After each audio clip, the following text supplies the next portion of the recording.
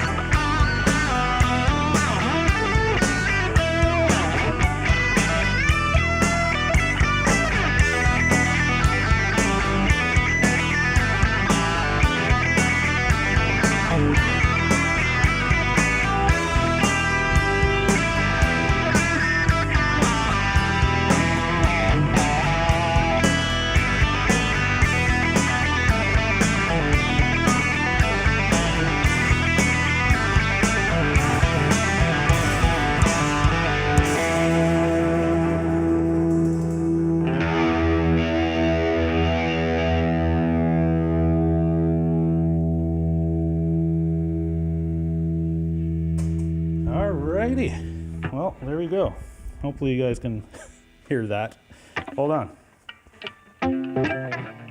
Put Mr. Telly away. Shut that off. Okay, let's see what we're doing. A little different setup tonight. Not that different. Different camera angles. Testing out some stuff. All right, let's see. Monitor. We got the headphones. Good there. We go to the main cam. And there we go. Okay, so I've got my camera centered now. And I'm using the good lens camera on this angle, not the GoPro. But I'm still using the GoPro for some stuff. So, yeah, you heard it. Okay, good. Figured I'd play some hip tonight. Tragically Hip, for those who don't know, is a big Canadian iconic band in Canada. And we used to play a lot of Tragically Hip back in cover band days around here in Ontario especially. But, yeah, there you go.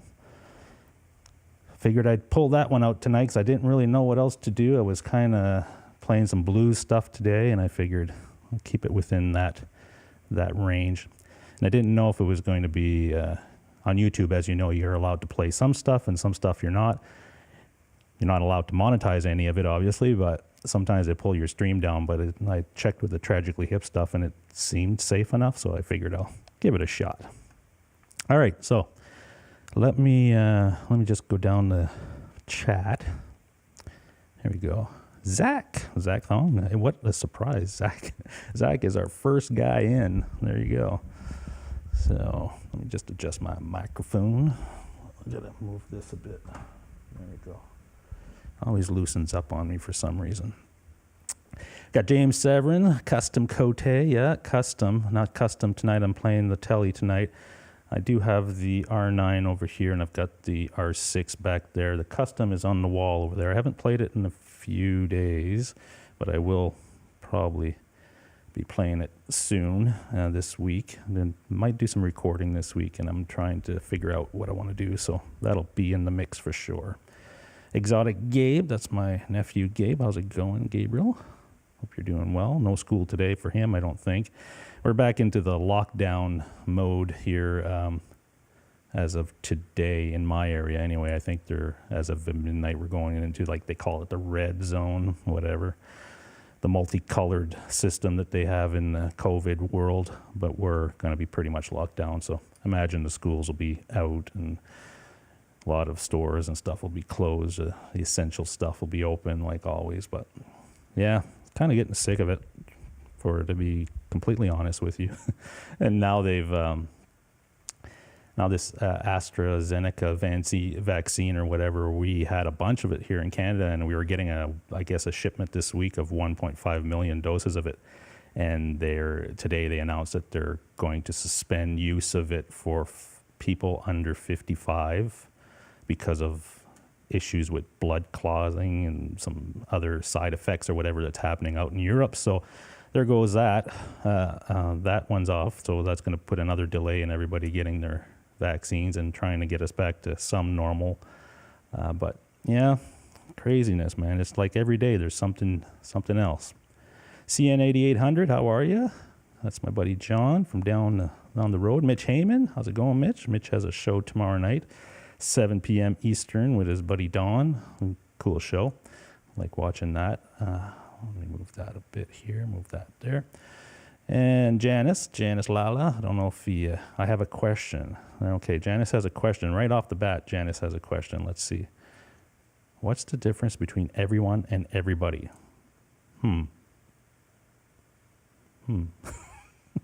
don't think there is a difference, but if somebody knows in the chat, maybe pop that in. Where's Quentin? Quentin usually has some vocabulary advice for us, so maybe he can come in here and give us some pointers on what's the difference.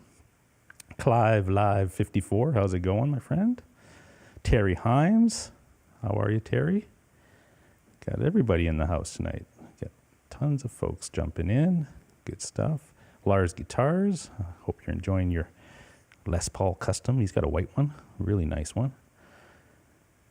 There's thanks, Mitch. Yeah, I mean, my tone, I do everything through the Helix, as you know, and I just kind of dial up something that I sounds pleasant and feels good as far as playing wise. Everybody's got different taste as far as when they play what they want to feel and hear, but that's kind of, I like a percussive more sound, like more pick dynamics and things of that nature. So I kind of try to dial that in as much as possible. And I did show in the last show that I did show my Helix patch, which kind of explains how I achieve some of that stuff. It's using compressors and things where they're not supposed to go, like in between a cab and an amp. But yeah, thank you. Dan of New Jersey. Dan of New Jersey's got a nice telly in his avatar there. That's cool. Looks a lot like the one I played. Let's see. Go down the list. I'm almost down there, folks. Hang in there. Rick Effner, how are you, Rick? I didn't play the harmonica or the tambourine. Rick had suggested I played the tambourine earlier today when I was in another chat. Asked a question, and he said I should play tambourine, but I don't have one, so maybe next time.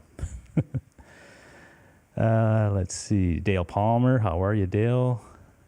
Ed B's in the house. Good Lord, we got everybody. John, there's Quentin. I didn't see him. He must have been here when I asked that question, so hang tight. He'll answer.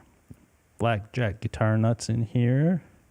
If you do have a question for me, you know what to do. Tag me in the chatteroony here by doing this, putting an @ sign in front of my name, and I'll come up and I'll see it come up here in the chat thing. Be easier for me to see your question if you do have a question. COVID, this is a crazy time or what? Yeah, I'm pretty much over it, Quentin. I'm just about done with the whole COVID thing, but I guess COVID's not done with us, so we got to deal with all the horse crapper. Let's see, going down. Ed B says he should be eligible tomorrow for the shot. I think, I'm 51 now, so I think our age group might be ready to go in June, they say. So I still got a few months before I can get it if I do. And, I have no choice but to get it because of my work if I want to travel, because I have to travel back to Toronto sometimes, and I'm sure they're going to, at my head office in Toronto, when I go in, they're going to require us all to have the vaccine to go into the building. I'm pretty sure of it. It is a medical institution, so I might have no choice in the matter, but I think I'm okay with getting it. But I've never gotten any vaccine. As you know, my whole story with needles, and it's not because of the needle thing. It's like I'm not a big fan of that stuff. I never got a flu shot or any of those things before in my life, so I'm not a big fan of the whole vaccination thing because I don't always trust it. But I don't know, at some point you got to do what you got to do, I suppose. Let's see, going down the list. I'm almost down. Yeah, I think I'm at the bottom here. Good stuff. I think you use okay. Ed B's answering the question for Janice. There you go. If you want to figure out what everyone or everybody means, there it is. Check out Ed B's post here. Maybe I can put it on the, where is it? There it is. There's the explanation. If you're looking for a lesson in vocabulary, there it is. Good stuff. Guitar Hacks in the house. How are you? Salut, BV Ninja. How are you doing, my friend? There's BV. And he's got an answer for you too, Janice. So you're getting tons of feedback, Janice. There you go. So if you do have a question, there's somebody in this chat, if I'm not able to answer it, that they will, for sure. There you go. All right. So, yeah, it's been an interesting week, as you know, with the weather has been kind of really crazy for us here in this part of the world. We were like, last week I was riding my motorcycle a few days. It was nice, and the snow was all gone. And then yesterday we got a snowstorm. So there's a bunch of snow on the ground now, but it's melting fast because I think we're going up to 14 degrees or something tomorrow. Like, that's Celsius, I believe. It's like 60, in the 60s or something for you guys in the States. So that snow will disappear real quick. But yeah, it's like back and forth, never stops. And then we go into everything's open, and we can go see a hockey game. We have a junior hockey team here in town, and they have pretty good games and stuff. So when they put us back to the yellow phase. We were able to go and watch hockey and stuff. But now, today, they postpone all the future games until further notice because of the lockdown. So it's just never ending. So we'll see what happens. Still haven't found the white Strat that I've been on the lookout for I don't know how long now, but it's like, I do have one that came up, but I wanted to ask you guys about it because there's always something, right? It's always either it's too good to be true or it's not true or there's something going on. Because I did find one exactly what I wanted as far as color, the reissue year, the neck profile, all that stuff. But I'll show you in a minute what came up on it. The price was like really good, well, really good. I mean, compared to what I've seen on the other ones that are all like almost $5,000 and up. I can't find anything lower than that. But this one came in at 3,800 Canadian, which was like, wow. And it's a 2020, so it's a brand new guitar, but I'll show you there's a fishy thing that came up in the description that I saw, and it was like, okay, that doesn't make much sense. Why would the guy do... Anyway, I'll show you guys what that is in a second. But yeah, still looking for one. I did pre-order the Quad Cortex. I know you guys have probably seen videos on it and stuff. It's like a Helix, but it's a smaller unit that has a lot more power as far as the processing power in it for, it can capture pedals, it can capture amps. It has all the modeling stuff in it that the Helix does. It has 4 processors instead of 1, really powerful machine. So I did pre-order it here at our local store that I have in town. They haven't received any yet, obviously, so I don't know when that's coming in. Hopefully by the end of April, if I'm lucky. And the plan is to bring it in and compare it head to head with the Helix and see what it's all about, see if I like it. And if I do like it and it's better, like to a degree that is like really impressive as far as how it feels when I play it and stuff, then I'll probably sell the Helix and just keep that unit. But again, I want to try it. So with the store that I'm dealing with here, I know the guy very well. So I said, I'll pre-order it and get it, but I'll have 30 days to play with it. And if I don't like it, just bring it back. And he said he'd also take my Helix on trade, but I think I can probably sell the Helix and make money on it compared to what they'd give me on a trade. So we'll see. So that's coming in the next, like I said, hopefully next month. I was hoping to have it before the end of March because some people in the States have already received their units and stuff. So I'll have to see what happens there. So those are the 2 things that I'm kind of on the hunt for. On the hunt for the Quad Cortex is coming, so I don't have to really search for that. It's just got to wait for it to come in. But the Strat is something that I've been looking for so long. So we'll see what happens. So maybe we can go to that. Let me go to that screen here. I don't know if that'll work. Let's see. Does that work? Oh, I forgot to do something. Hold on. I'll go back to this camera first. Sorry. There's always a little thing I have to do before we do that. So that's fine. That's fine. Now, will it work? Chrome. All right. I don't know why it does that. Jamal, how's it going, Jamal? Jamal jumped in. How are you, my friend? So that's that. Just trying to see if I can... I guess I can't really resize this anymore because it's... Oh, I think I know what I have to do. Hold on. Do that, and then I won't see my screen, but that's okay. I can see it a little bit. All right, so let me go to my browser here, and I'll show you the Strat that I did find. There it is. It's a 1956 Heavy Relic Custom Shop 2020. It's not a, like it's a dirty blonde, they call it. It's not like I guess a white, the real white ones that I was looking at, but I'd go with something like this, no problem. So here's the issue. So let's look at the guitar a little bit. So you can see it's a brand new guitar. It's got everything's okay. We got the relic happening. Looks okay there. And that's, I don't know why that amp's there, but anyway. It's got the neck stuff that I like, with the neck being sanded at the back, which is, a must for the guitar. It's got the 1056 V shape neck, so it's got that. So it's ready to go, but here's the kicker. Now, when you look at these frets, they look exactly what the frets that would come on a custom shop heavy relic, and they're just like my telly. I can show you the telly. They're identical to this. But what we read in the description here, so here we go. We got the price, first of all, 3,800 Canadian is the cheapest I've ever seen on a 1956 reissue. Nonetheless, a 2020, so this is a brand new guitar. So sometimes you'll see them in 4,500 range. They might be 10 years old. It could be 2016. It could be whatever, but they're not brand new. This is apparently brand new, and it's Mahar's Vintage Guitars. The shop has 100% rating, so there's something, okay? So I'm like, okay, well, that looks good. It's got 5 stars, so it's in the United States, so obviously I'd have to pay some brokerage, but not a big deal, I guess. If for that price, I'm still well under the other ones that I was looking at. $164 shipping, so all that lines up, and I'm like, okay, this might be the one. So then I read down here.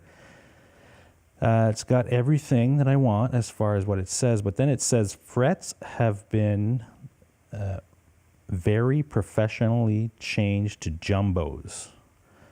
Equivalent to, well, it's equivalent to the Dunlop 6100s. They're the Jaskar FW57110, whatever that, I have no idea what that is, but Dunlop 6100s, I know what those are. And I like those frets, there's nothing wrong with those. But then he says nearly every guitar traded in, so this was a trade-in by our customer, has these frets. And the work on each is impeccable. The jumbo frets really let you dig in. Okay. But that throws a red flag for me, because why in the hell would the guy have bought a brand new custom shop like this? And if I'm not mistaken, the frets that come with the custom shops, like that, the stuff that came on my telly, which would be the same as this, are pretty much what a Dunlop 6100 is. I don't think there's much difference. So I'm a little bit like, I don't understand why this would have got a refret. I know maybe the guy bought it and he does that to all his guitars for some reason. I have no idea. Maybe some people do that. But it throws up a little bit of a flag for me to say, is there something more here? But I don't know. What do you guys think? Do you guys think that this is normal? Or is something I should be worried about? Or should I go for it? And, you know, because the shop does have 5 stars and it has great reviews. I don't know. And it's on Reverb. So obviously there might be some protection there. Too much money, Clive says. It's a lot of money, but compared to any other 56 reissue Strat, it's the lowest you'll find. You will not find anything lower than that. And this is a brand new thing, but it's got a refret. So kind of, I'm wondering, why would the guy have done a refret on it? I don't know. It's got all the paperwork. It's, you know, it's the real deal as far as I can tell. It's got all the case stuff, which is exactly what I got with my telly, the same type of case. He's even taken up the pick guard here to show us that they are the custom shop pickups. I don't know what the numbers mean, but I don't know. It looks legit, but the only thing is that refret is kind of like got me questioning it. Let me go back to the chat here and see what you guys say. Where are we here? Let me go back up. Oh, you Don 3-chord jams, 2 and 3-chord jams in the house. How are you, my friend? All right, let's go down. Okay. So I'm just looking if you got any comments regarding, should I pull the trigger on something like this even though it says it got a refret? Is that something I should be worried about? Let's see, going down here, if I see any of your comments. Yeah, Quentin says a refret, question mark. Yeah, it really popped out as far as what I saw there. Too much money, yeah. Don says, I'd pass, wait on the white one. It's coming, my crystal ball is shiny. There you go. Well, yeah, but this is like the same type. I mean, the white one is different, I guess. This is kind of a what they call it, dirty blonde, which is a white that's changed color. But I hear you. Yeah, ask them questions and see what they say. I should call the shop maybe and then maybe get a little bit more of an explanation. I might get some more information that way. And that's the other thing, Quentin. Yeah, I won't be able to play one unless I wait 2 years from now. and I'm of the mindset of you can wait forever and then someday you'll be in the ground, or you can try to get something you want now and enjoy it while you're here. I don't know. It's just that I understand, but when you've looked as long as I've looked for this, so over a year now, and never seen a price anywhere this, like 3,800 Canadian is, so I don't know what that is in, what is it in US? Let's do it. Let's see, currency converter. How much was it here? We were talking 3,800 bucks. So 38 Canadian. It's 3,000 US. You can search all you want. You won't find one for that price. So that's why I'm like, It's not original. John says, well, it's original other than the frets. And if they are 6100s, they'd be identical to what I'm playing really on the telly, which I love. So it's not, I just don't know. I don't know. He's using the I'm selling it for a friend as far as a refret is concerned. Also, the neck may have been screwed up, especially with a refret on a maple neck. Oh, okay. That's good to know, Dan. 2020 refret walk on by BV. BV says as well. Yeah, okay. I think I'm getting the... You know what? It's just you get into a point when you're searching for this stuff and then something like this pops up and you really question.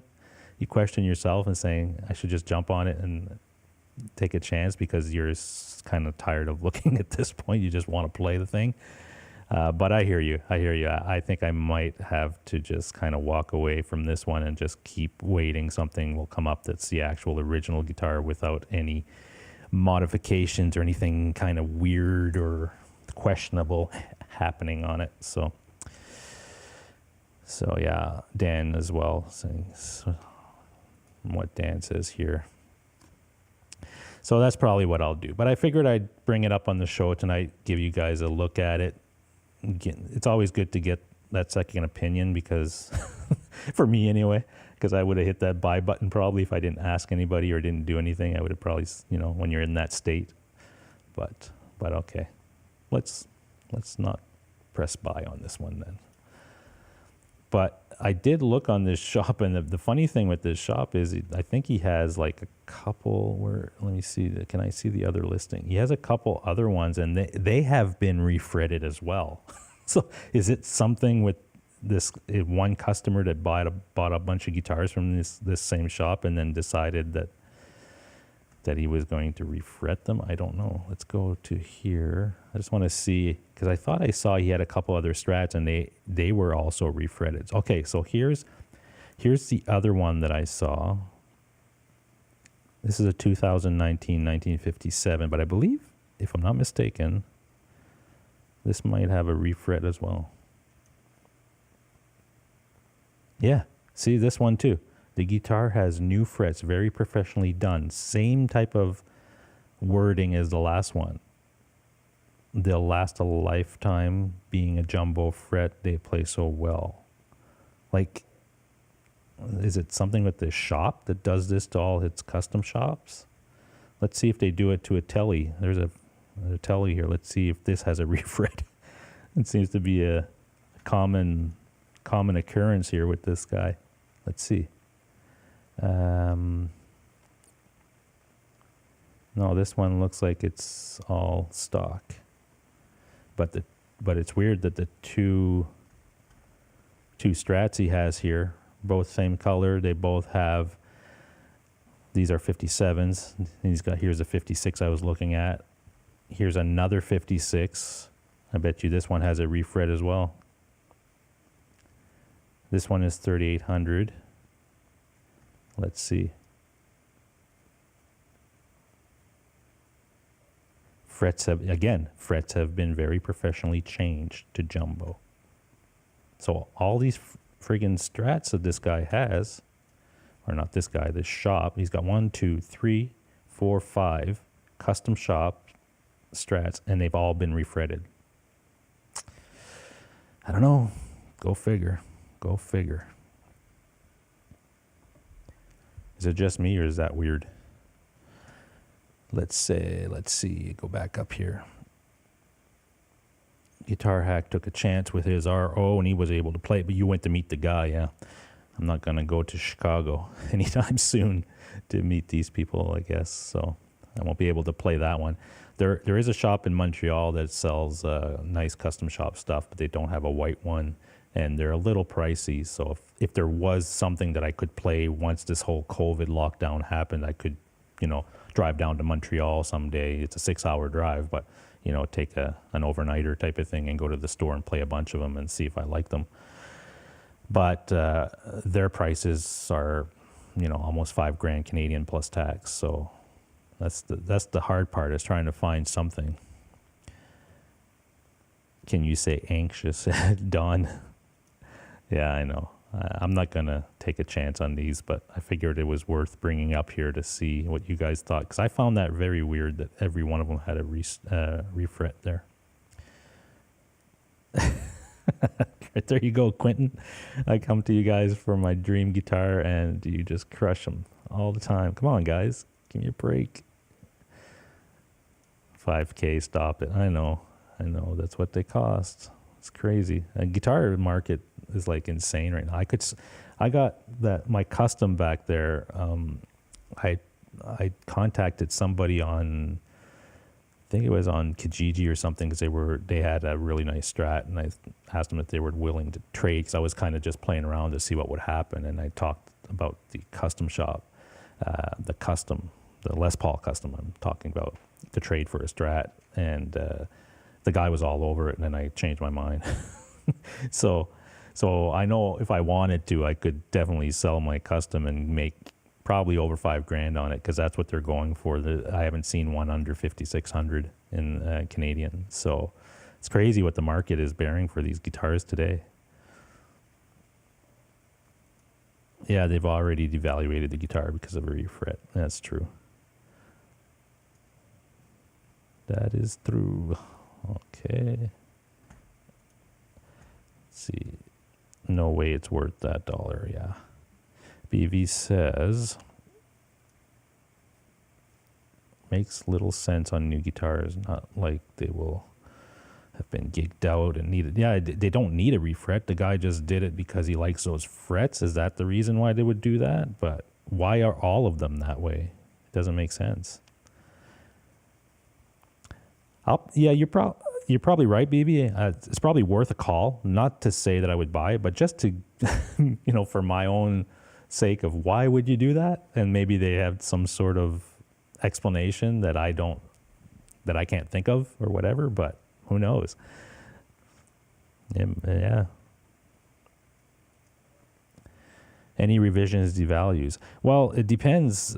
If somebody's looking for that Strat, and that custom shop Strat has specific, details or parts on it or whatever that comes from Fender, and they built it that way, I guess it would devalue it somewhat if you were to change those specs, even though the frets might be better than, I don't know. I don't know why they would do that, but it would devalue it because it's not original anymore. It's just the nature of the game. Feels like something went along and we got rid of them. Went wrong, probably is what you said there, yeah. There might have been some sort of defect. Who knows? But it looks like it was a customer that bought the thing and then did the refret and brought it back. I don't know. Yeah, so I might call just for fun, just to see if there is some weird explanation. Caller beware. They'll sell you over the phone. Yeah, Don, you're a sales guy, right? So that's the way you would approach it. You got to hit on something, you're going to try to sell it, right? Yeah, no, I wouldn't I wouldn't say yes over the phone anyway, even if they gave me some crazy good explanation. I don't, I think at this point, you guys have convinced me to stay away from it. Maybe a different story if you could try. Yeah, I mean, if I tried it out and it was like, oh my God, this thing is amazing and it's, I had no issues with it. Maybe. I don't know. Anyway, let's look at a few Fender things that I saw come up in my feed. I'm sure you guys have all seen the Acoustasonic crap that's been going along like crazy in the last couple of weeks, right? So there it is. Like, this is a price that I would never pay for one of these Acoustasonics. I've tried these guitars. Not this specific one, not the Jazz Master, but the Tele version and the Strat version. And I'll tell you right now, those guitars are for a specific usage. Like, I mean, if you're just sitting around jamming, something like that, they're good for that, but not 2,000 US. This is US, this is Sweetwater. $2,000 for these, and I've seen them go up as high as almost 3,000 at the store. When I went to Cosmo Music, when they first came out, I went to try it, and some of them were like this custom type of neck on it. It was $3,000, or it was crazy. I would say the price for an Acoustasonic that it would make sense and they would sell a ton of them would be around that $600 mark. Then it would probably be feasible, because then you could probably say, well, it's a nice little $600 guitar that I have around the house that I can pick up and just jam around acoustically. I can plug it in if I want to. The neck feels like an electric guitar, even though it is an acoustic. It doesn't have the wide body of an acoustic, so it's going to be a little bit easier to play if you're used to playing electrics all the time, but it's not going to ring out like an acoustic does, like a full-size acoustic or whatever. But at $2,000 plus, so this would be $2,500 or $2,600 Canadian for just a normal Acoustasonic, nothing special, just a regular model. I just think it's crazy. I can't see that these guitars are selling, but apparently they are. Would Fender keep making them if they weren't selling? Is that something that is feasible for Fender to keep diving into if they weren't? But for me, I don't know about you guys, but yeah, Fender is out of their mind when they talk about these prices. That's what I think, Quentin. I just don't know, but this is the third model since the Acoustasonic came out. It came out first as a Telecaster type of body, and that came out, is it 2 years ago now when they first introduced this? Since that one has come out, they've come out with the Strat one, which was last year, and now this. So they keep making them, so do they sell? Like, I can't see a market for it. Not at that price. There's no way in hell.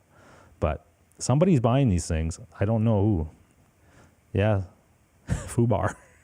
And it is, well, I'm not a big Jazz Master guy anyway, so I wouldn't, the Tele and the Strat one at least look like Teles and Strats, but I'm not a big Jazz Master fan, so I wouldn't even consider that. But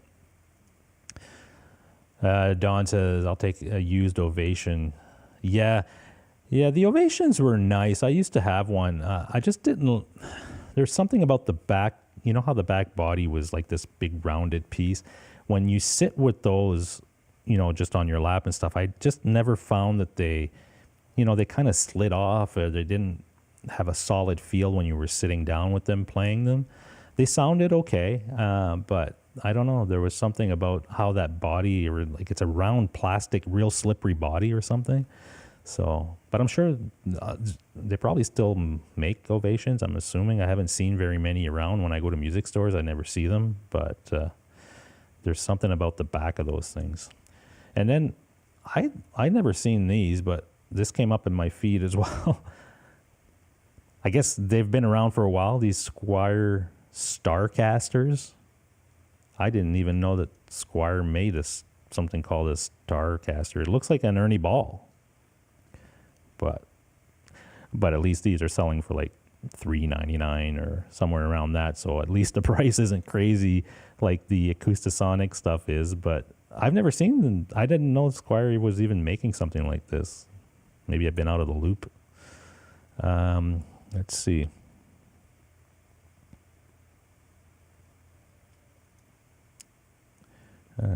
BV says something. Oh, he's talking Guitar Hack. Okay. Quentin doesn't like ovations, so here we go. They are slippery for sure. Yeah, they just never sat well when I was sitting with them. I didn't keep mine for long. I bought it, and I found it cool that because it was one of those first acoustic guitars that I picked up that you could plug in and you could have it plug it into your amp and stuff. And so I found that cool, back in the day. And I think I had it for maybe a couple of months, and I got rid of it because I just wasn't comfortable when I was playing with it on, sitting down. Oh dear Lord, yeah. I've never seen these Starcasters. I don't know what you guys think. Clive says you have to play Ovation standing up. Yeah, I agree. They're just too weird sitting down. Dan says he has, or not, here we go. Dan says he has an Ovation. He hates it. Slides all over the place. Only good if you're standing and playing neck. Nothing to write home about. Well, see, there you go. So not a lot of Ovation fans in the house tonight. So oh yeah. So Guitar Hack has seen. I've never seen one in person of these. It came up in my email today. I'm like, is this a new guitar that they just released? And then I started doing a search on them, and they've been out for a few years now, but I've never seen one in person. And I'm like, Jesus, this thing looks like an Ernie Ball or EVH or something. But no, not something I'd be interested in. That's for sure. All right, so let me go back to my main camera here. Go back here. The headstock is fugly. Yeah, I don't like the headstock on it. And the body of it even is not really that appealing to me. So, I guess it's not for me. And we got George Batter. How are you? Hey. Godin guitars are very nice, actually. I had a Godin bass back in the day, and they were made in Montreal back in the day. Now I don't know; they're still a Canadian company, but I think they're they put together somewhere else in the States. Not that that's bad or anything, but they've changed the company a little bit since I bought my bass back in the '90s or whatever. But I have played some of their guitars, and they're very, very nice guitars for what they are, and some of the prices on them are pretty reasonable. So, yeah, Long McQuaid does sell Godin stuff. They don't always have a lot of stock, and depends on the store, I guess, but they are still around. Yeah, for the price of the Acoustasonics, you can get a really nice Taylor or a Martin, I'm pretty sure. I would not pay, like I said, in Canada, with tax and everything, you're probably getting close to $3,000 on one of those Acoustasonics or whatever. So, just insane, just stupid. Jan is. Oh yeah, you put a chorus on it, you're definitely going to thicken up the sound. Godin rocks. Yep.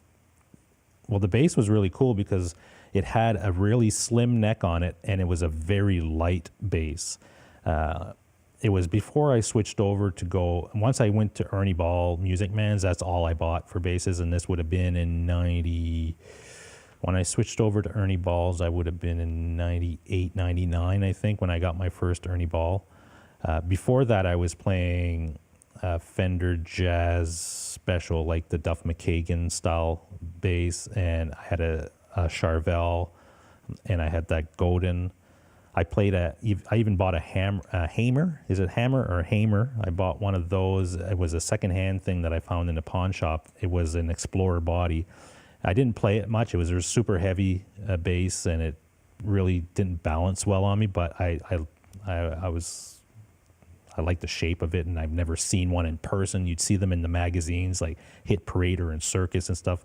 The heavy metal bands were playing Hamer guitars and basses and stuff. So the first time I saw one in a pawn shop, and it was really cheap back then. This would have been in 93, 93, 94 in that area. It was a red Explorer shape, and I bought one of those, and I probably kept it for 6 months. I never played it. I played it live once because I just didn't like once. It looked cool, but it wasn't very, very good to play with. So, but the other bass, the Godin one, I played that quite a bit. The only thing I found with the Godin bass, it sounded, either the pickups weren't the greatest in it. I might have been able to change the pickups, and that would have probably changed a lot of, obviously the sound would have changed. I just didn't find that it had a real, thick, bassy sound to it. It was okay, but then when I tried the Ernie Ball stuff, I was like, I sold everything that I had as far as my Fender, my Godin, my Charvel, all that stuff, and I bought a couple Ernie Balls, and I've always played Ernie Ball basses since then. So that would have been in '98 when I switched over to Ernie Balls. At one point, I had 6 Ernie Ball basses. I had a couple of 4 strings. I had a couple of 5 strings. Just loved them. And then when I quit, when the band Smeer was done in 2007, 2008, and I got completely out of music, I sold all of them on eBay, and they sold within 2 weeks. They were all gone, and I probably lost a ton of money because back then I was just looking to just sell my gear and just get out of music. I was kind of at that point, and I was like, I'm done. Time to move on. It's kind of with the whole situation with the band, I had enough. So I sold all of those 6 basses, and I sold them probably about $1,700 a pop. And those things, when I bought them, they were over $2,000 each, at least $2,500 in that area. Beautiful basses. And now I only have one bass. Obviously, I play guitar more than anything, but I have a bass, and it's over there, and it is an Ernie Ball. It's an Ernie Ball 4-string, and I just love those basses. And every time I pick up, if I was going to buy a bass, I would always go right back to Ernie Ball. That was one thing as far as my music life, that instrument, it stayed with me. I just love those basses. I've played Fender's basses and stuff, and I like them, but they don't compete with that Ernie Ball music, man. Just my thing, I guess. Hey, there we go. Jeff Miller's in the house. How are you, Jeff? Randy Bachman has been playing Godin. Oh, okay. Wow. And Bachman's, that's cool. Oh, okay, I got this. I've never seen one of them in person. Not that I'm interested in seeing them. Let's see.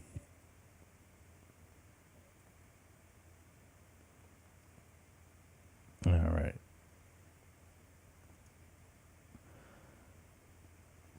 PGH Live Jam plays an old Starcaster Strat style he gave to his son years ago. Weird headstock, huge. Sounds good though. Yeah, it's interesting. Sometimes stuff pops up on my feed, and I'm like, wow, like I didn't even know that existed. I guess I've never looked at them. Squire is not really a guitar I looked at a lot as a kid. My friend who played in another band had a Squire. It was an '80s type of. It had a humbucker and 2 single coils or something. It was more of an '80s style guitar, but it was a Squire, and he loved it. He played it like live everywhere and stuff. So I guess they're good guitars. They're just I don't know why they're so cheap. Like as far as the build quality is different, maybe I don't know. But I've heard a lot of people say that a Squire, what is it, the classic vibe or something like that. The Squire one is really, really good, and a lot of people love it. So I guess they make good stuff. Let me see something here. As far as news on music, there's not much going on, but there is something that did come up here that that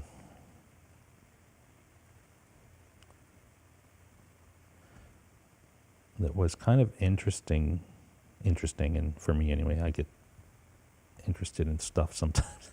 But back on this day, 1975, I believe, Physical Graffiti became the first or the 4th U.S. #1 album for the group Zeppelin, obviously, right? We're talking about Zeppelin here. And I think back then, Zeppelin had 4 albums in the top 100 all at the same time. And Physical Graffiti went to number 1. And the thing about that is the recording sessions that were disrupted for this album because the bassist, John Paul Jones, was going to quit Led Zeppelin to become a choir master. So that kind of jumped up on me. Like, can you imagine that if John Paul Jones, the bassist for Led Zeppelin, at that point in their career, they've just released Physical Graffiti, it's number 1. They've already got other albums on the chart. This album actually sold 16 million copies. I don't know if I think that's only in North America, I'm not sure, but 16 million copies. But can you imagine that if he would have left the band at that point to become a choir master? I don't know how you would you would be able to do that. But that almost happened back on this day in 1975. Unbelievable that he was thinking of quitting the band to become a choir master. Oh, okay. Interesting. Things you find out, right? All right. Physical Graffiti was awesome. Yeah, that was probably one of my favorite Zeppelin albums. Obviously, I like Led Zeppelin 2 a lot, but Physical Graffiti, when that came out, again, I only, I guess, found out about Zeppelin and started listening to that type of music or whatever late in the 70s, right? So I was still very young. My dad had, albums and stuff like the Eagles and Steppenwolf, and he had a couple of Zeppelin things. And my dad wasn't really into music that much. Like, that's not where I got my interest in music. Didn't come, nobody in my family played an instrument or anything, but my dad enjoyed listening to music, obviously, but he had an acoustic guitar, and that's my first guitar that I picked up. And it was this old thing that, couldn't even play it. Basically, the strings were shot, and the neck was all probably crooked and everything, but it was what we had in the house, and that's the first thing I ever picked up as a guitar. And my dad could play one little song, and that's what he taught me. And I think I played that song for 2 years straight. Let me show you what that is and see if you guys know it.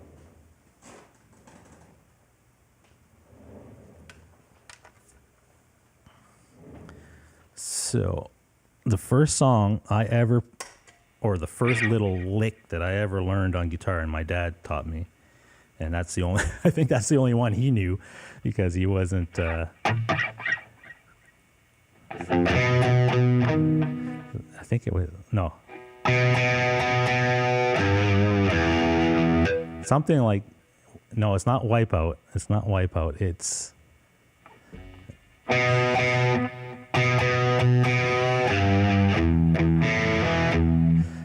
either that one or it's just that part of the Johnny Cash song.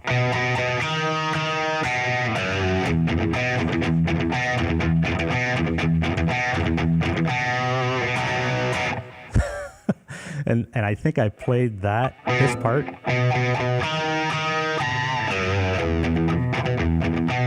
probably for 2 years straight before I learned anything else. I would have been about, maybe, I guess, around 10 years old or somewhere around there, I guess, 9, 10 years old. And imagine trying to play anything on this old acoustic that basically you couldn't even strum or anything. It was out of tune.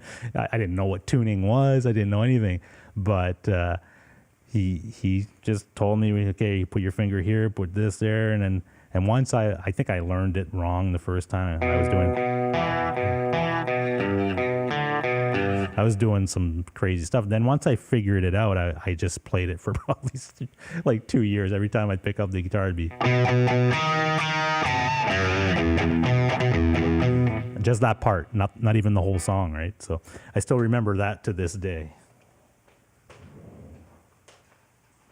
All right, that's good.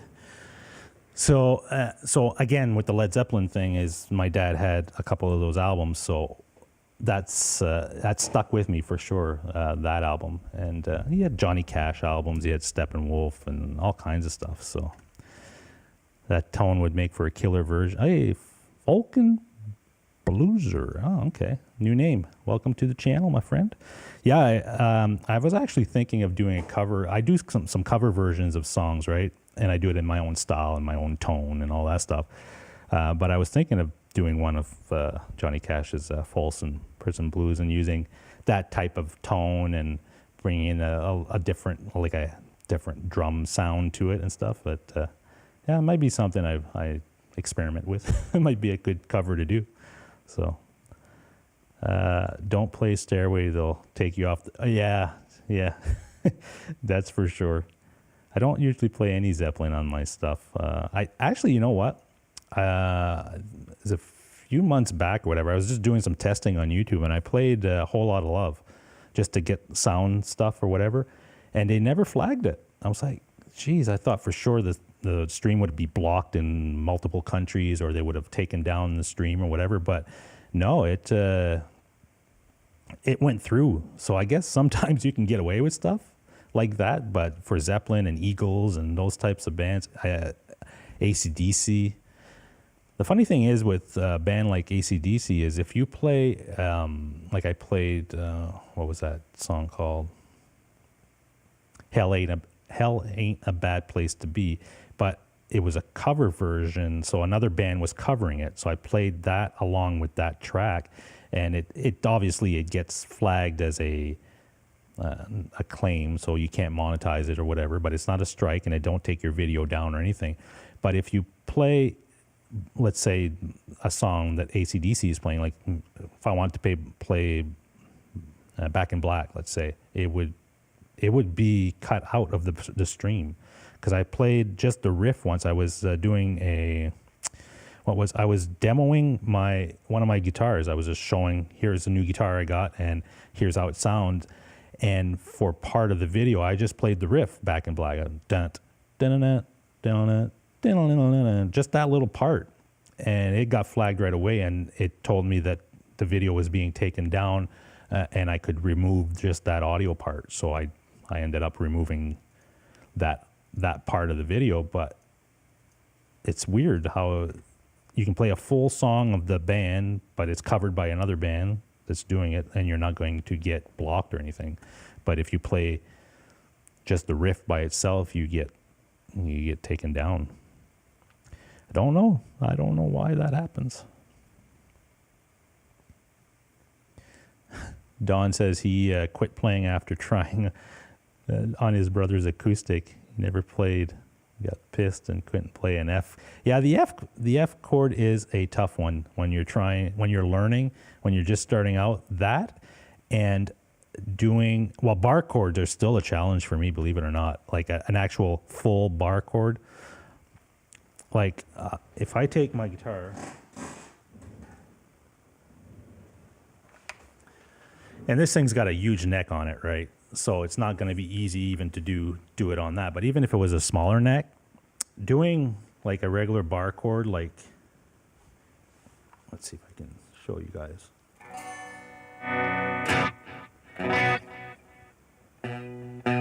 You know what I mean? I can't.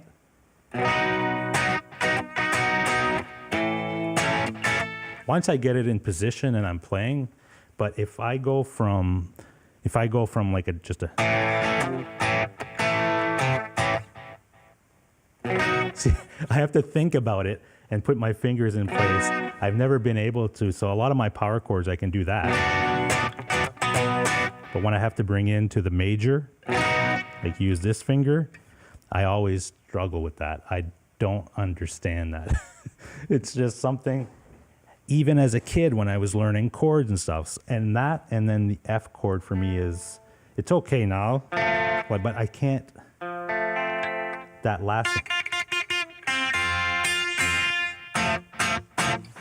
I don't know why. So there's a couple of chords for me that have always been just one of those things that I never, I guess I never felt that comfortable switching back. I know what they are. I can do them.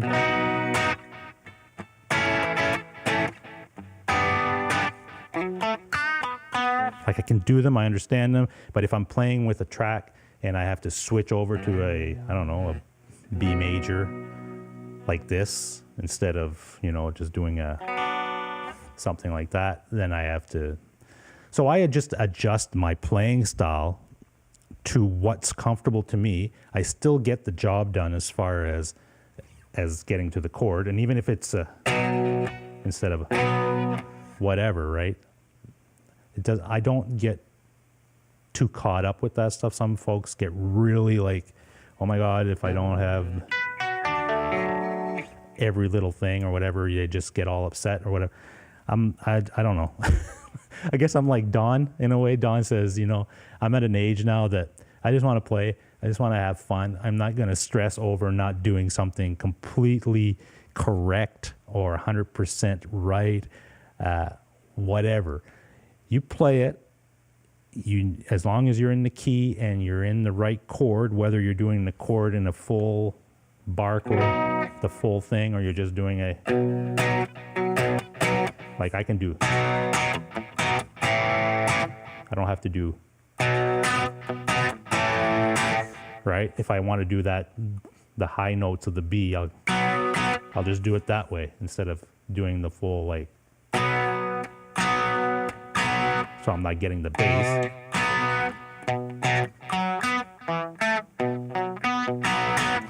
I don't know. Just one of those things, right? And at the end of the day, you know what it is? It's about you having fun and enjoyment. And hey, listen, I have nothing against somebody that says, I'm going to master my instrument to the point where if I'm playing a bar chord and I'm not ringing out every string and I'm stretching somewhere and it's sounding out of tune and I'm really upset with myself, I'm going to master that. Hey, all the power to you. Take all the time in the world, get it down, and you're going to be better for it. No problem. That's not where I am in my guitar journey. Like I said, I've just started playing guitar back in 2018. I was a bass player for years. I played guitar, but I played very basic, like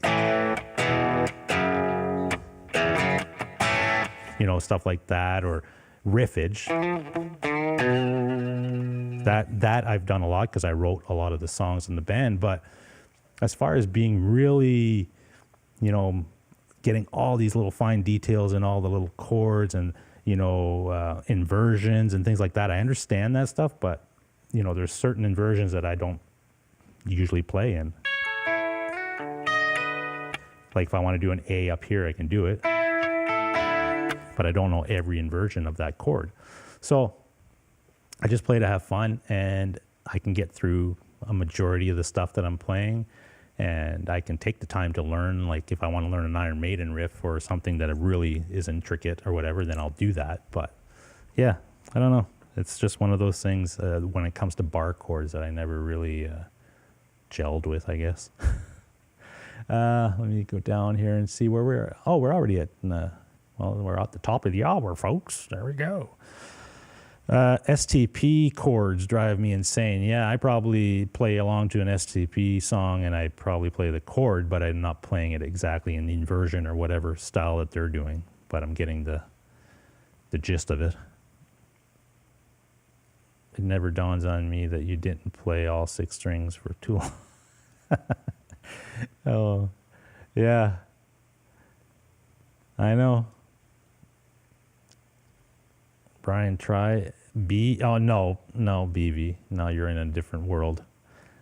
Diminish 7th and add, yeah, no. See, now, and you know what? The funny thing is, when I play, like I'll add a 7th or something, and sometimes I don't even know that I'm doing that. I'm just doing it in feel. So when I'm doing a blues, like, then I'll add.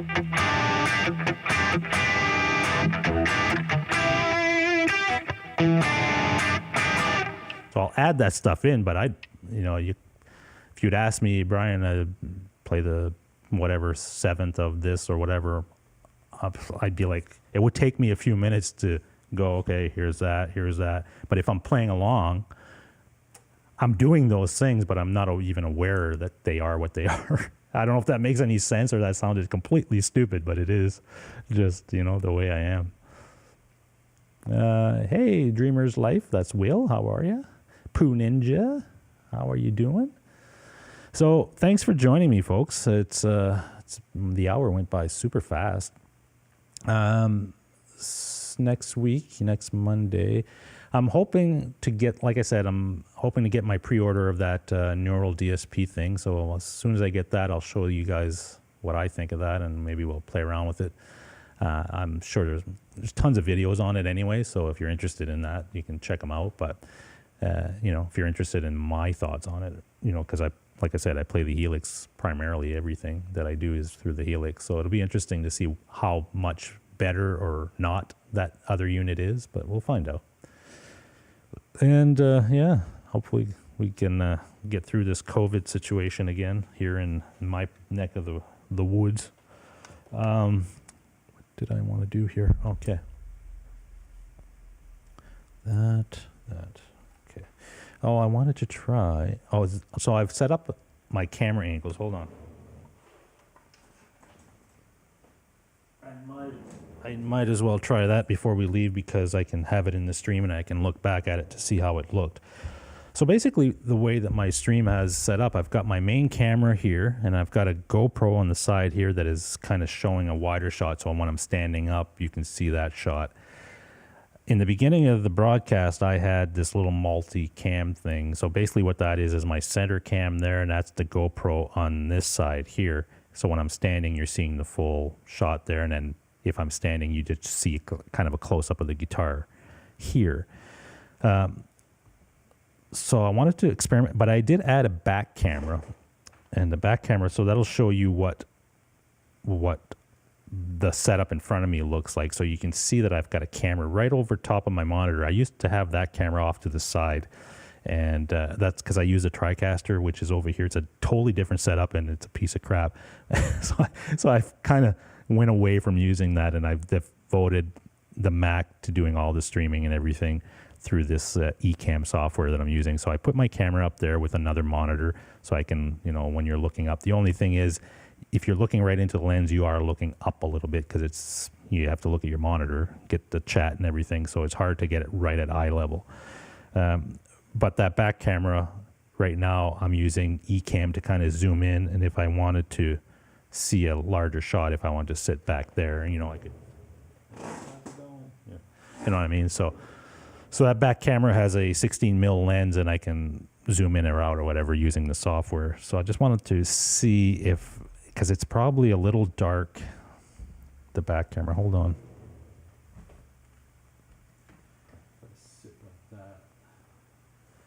It might be okay for what I'm doing, but I don't have a whole lot of light on that shining back here at me here. Let's see, back to this. And this standing camera is just the GoPro basically by itself. So yeah, so I'm still playing around with the setup a little bit, trying to, get some different things set up. I've got, with my little switcher here, the Stream Deck has been a lifesaver. There's so many things you can do with this Stream Deck. It's unbelievable. Mitch, if you're into gadgets and stuff with streaming, definitely look into the Stream Deck. It works with OBS, it works with Ecamm, it works with tons of stuff, and you can program it real easy. Switching cameras, switching scenes, switching all, it's just really, really cool. Once you figure it out, and it's not that hard to figure out. I mean, I played with it a little bit, and I was like, okay, now I get it. It's pretty easy, and it's pretty addicting once you start to play. You can do it for any application. If you're using even my Final Cut software, if you were using Adobe Premiere or whatever, you could actually have buttons on this Stream Deck. You could say, okay, go to the beginning, go to the end, cut, or change your tools on your software. You could do it all with a button instead of trying to find menus and things like that. So I highly recommend the Stream Deck if you're into that, that type of thing. Let's see. Brian, can you redirect that last plane? It was circling. Yeah, I know. It looks like I'm in mission control when you look at it from here, right? And these monitors aren't even on. When I've got all these monitors on, it looks like everything in front of me is all kinds of stuff happening.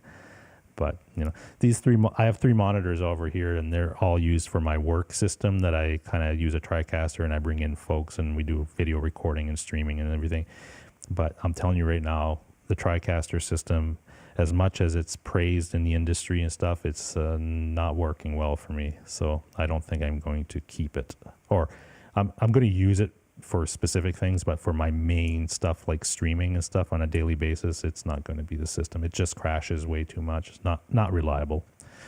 So, it is what it is. Moscow called. Yeah, sometimes I do feel like that. My electric bill is fairly high, and it might have something to do with all the gear that's running every day. But